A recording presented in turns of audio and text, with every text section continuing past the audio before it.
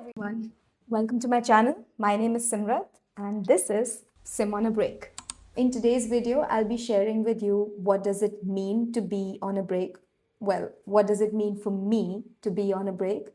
What all I have done in the past few months that I've been on a break, and what have been my experiences, my feelings, and what's happening next. I will not be able to tell you everything that I've been doing because then it'll make the video too long or maybe too boring. So this video will only focus on the month of May, and I'll also give you a sneak peek into what I did in June, July, and what I'm currently focusing on in August. If you want to get a quick overview of what those things might be, you can go into the timestamps that I have in the video, and let's get started. I started working back in 2016 in India. I was working at JP Morgan. You can check my LinkedIn profile if you want to. And then after that, I moved to the Netherlands in 2017. In 2018, precisely in December, I started working for a bank. I first worked as a banker and then I moved into sustainability consulting within the bank. It was really cool. I made really good friends, especially in my sustainability consulting team. But at some point, I think I started to think a lot about whether that was it for me. So if I wanted to do something else, and if that was, what was that something else? I don't know about you, but I'm not the kind of person who very easily knows what their 5 year or 10 year plan would be. I mean, 5 years ago, I wouldn't have thought that I would be sitting here making YouTube videos. At one point, when I felt that I wasn't sure where I was going or if this was it for me, I thought maybe it would be a good idea to just take a clean break. As of May 2025, I stopped working in my corporate job. I quit my job completely, took a clean break, and I wanted to take this break to understand a bit about myself and basically say yes to things a bit more easily, which I didn't do before. And with that came a lot of emotions, a lot of new experiences, a lot of thoughts, and yeah, a little bit of creativity that you can see through maybe my very slowly progressing quality of YouTube videos. So let me start off with the month of May. That was the first time in my life I had no schedule, no fixed days to go to work, no calendar with meetings, no interaction with people on a day-to-day basis except for my partner and my rabbits. It just completely changed everything, everything turned upside down. But what helped was literally in the first week I had friends over, and that really felt like okay, easing into the break. I started to do some fixing around the house, some DIY, etc. to make sure my house, my place was presentable for them. And then I became their tourist guide for some time. Well, they came to my city where I'd been living for more than 7 years, so I thought I could show them around. So that's something that was cool. I liked doing that. And it didn't give me the sudden feeling or sudden shock to my system of, oh my God, I don't have a job anymore. I have quit and I don't know what to do. But very quickly, I think within 10 days of the break, I had realized that I could not be free. I was making lists after lists of things to do. I have no chill whatsoever. Even when it came to doing things around the house, cleaning, fixing this, that, I would like write an agenda item for everything. So I think that's one thing I learned about myself, that I like structure and I like to have things to do. And coming to things to do, one of the things that I really wanted to do was shadow somebody at a high school. I always knew that I loved to teach and I would love to teach in schools, but I didn't know what it would be like to teach in a school in the Netherlands. So I shadowed somebody at a school in the Netherlands. It was for a whole day and it was an economics class and it was all in Dutch. It was, well, 3 different classes, but the subject was economics and it was all in Dutch.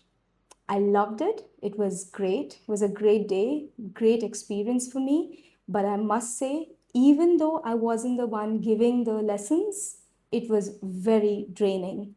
I really truly salute all teachers around the world. I've heard there's a lot of burnout in the schooling, in the education system in the Netherlands, and I could see why. Students are, of course, in schools to learn, but schooling is compulsory in the Netherlands, and maybe that's why it is a bit difficult to get them to pay attention to you.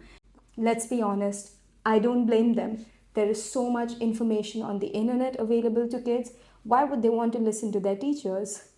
So I understand where they are coming from, but I must say, after that one day, I had a few questions in my mind. So it wasn't like the quickest yes to say to in terms of a career pivot. I still think it's amazing. It's a super noble profession, and I would love to explore how I can be a part of it.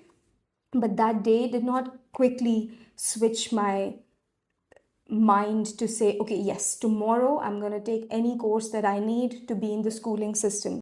Keeping up with the teaching aspect, the second thing that I did was shadow somebody at a Hogeschool. So it is for students to do their bachelor studies in the Netherlands. And this was a bit more up my alley, I must say. I really enjoyed the atmosphere there. I also thought it was quite flexible, quite practical, and I thought that this could be something that would be less draining than the high school. Unlike the high school experience, I felt that this could be something I could try as part of my career pivot. So I would like to find ways to pursue teaching at a Hogeschool, but I don't know if they will accept me given I have no background in teaching and my well in education studies also, and I've mostly done banking and sustainability. So to be continued, I guess. And another thing that I did or started to do and I'm continuing to do is making YouTube videos. So, YouTube was something that I always knew I wanted to try. I really appreciate YouTube videos and YouTubers who make really good quality content. And it's something that I felt that if I were able to crack, then I would be super proud of myself. And it would also give me that medium to teach if I can. So, if I want to use a teaching virtual medium, then YouTube is the best medium. But I also know that the competition is insanely high, and I would just be one of those YouTubers in the whole universe of YouTube. But that wasn't the reason to start it off. It was one, to keep myself busy, two, to learn new skills. I had no clue about editing, about recording, anything at all. And also, while you think you know storytelling, making a story per video is really, really difficult and challenging. So I thought that would also be a good skill to learn. I think around 12th or 13th of May, I released my first YouTube video, which is one of the, let's say, the most amateur video I've ever made. But I guess we start somewhere, right? I realized while I was doing that I really enjoyed the process of creating and trying to learn how to edit and how do you overlay music, etc. There was so much that you have to do to produce one small video of 2, 3, 4, 5 minutes. Doesn't matter how long or short, but it's quite a challenge. So to me, I think it's one of the best things that I started to do because it gives me energy, it gives me the challenge that I need, and because I'm still not a pro at it, it keeps me busy. So, given that I am a person who loves to stay busy, I have no chill whatsoever. this is a great platform and a great way to learn something new. And one last thing I think would be cool to share was I went and sold pretzels at a market with somebody. So I know someone who was starting off their own small business of selling these hot pretzels. Because I knew that taking a break also meant I might think of a career pivot, and it could also mean that I might try to be an entrepreneur of some sorts. I thought this would be a skill that would really help me, learn something about myself and also build something in me that I don't have. So while I've been in a job that was client facing, but it wasn't ever this client facing in terms of the feedback that you get, where you're literally warming up food, serving it to them, and then you see them eat it, maybe enjoy it or hate it. And it was great. It was very challenging because you are on your feet the whole day and you want to attract clients, so you need to constantly be active and excited and happy and positive.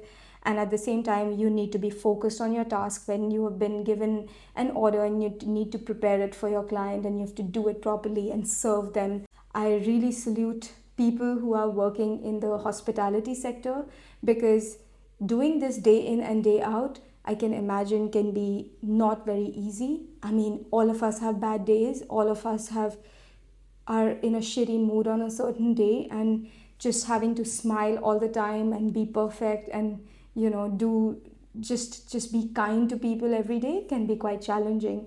So I enjoyed it. I would do it again, but I don't know if that can be the only thing I can do because it is very, very taxing on your body and on your mind. So, those were the highlights of May. But what I haven't shared with you is that I like to be busy.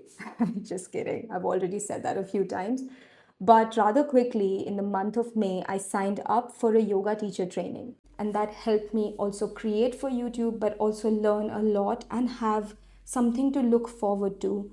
I had booked it for the month of June, so I knew that there was this, target date that I had to be ready for.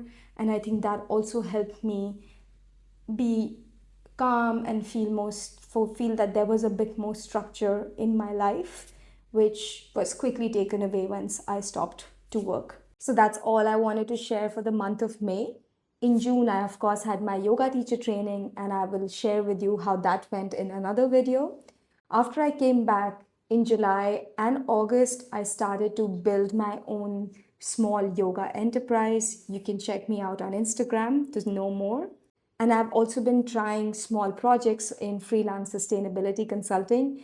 And right now, I'm in India with my parents and I'm teaching my father not yoga, but something completely different, something that I love a lot as well. Well, it's Microsoft Excel. So that's it for today's video. If you want to know more, please continue to follow me and subscribe. If you have ideas for me to try something that you think I'd be good at, then please let me know. I would love to try it, and maybe that'll be my next career move.